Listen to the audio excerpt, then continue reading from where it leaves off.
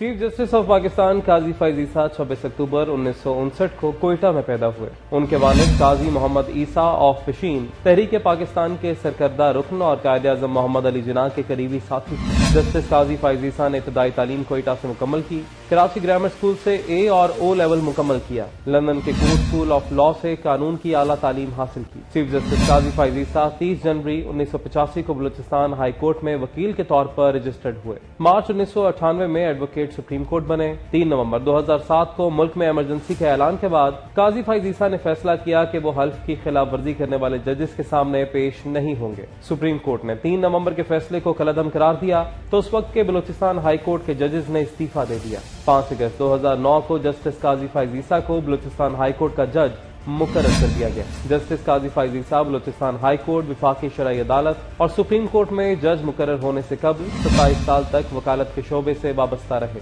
उन्हें मुख्तलिफ मौक़ों पर हाई कोर्ट और सुप्रीम कोर्ट की जानिब से कई मुश्किल केसेज में मुआवनत के लिए भी तलब किया जाता रहा। वो इंटरनेशनल आर्बिट्रेशन को भी देखते रहे। जस्टिस काजी फैज ईसा ने 5 सितंबर 2014 को सुप्रीम कोर्ट ऑफ पाकिस्तान के जज की हैसियत से हल्फ उठाया। जस्टिस काजी फैज ईसा अपने कई अहम फैसलों के हवाले से शोहरत रखते हैं,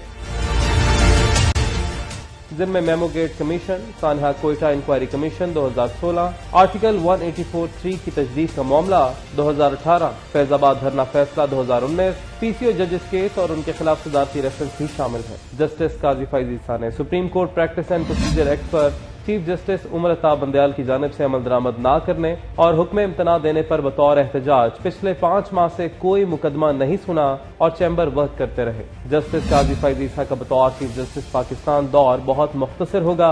वो 1 साल 1 माह और 8 दिन तक अपने ओहदे पर फाइज रहेंगे। चीफ जस्टिस काजी फैज ईसा 25 अक्टूबर 2024 को ओहदे से रिटायर हो जाएंगे।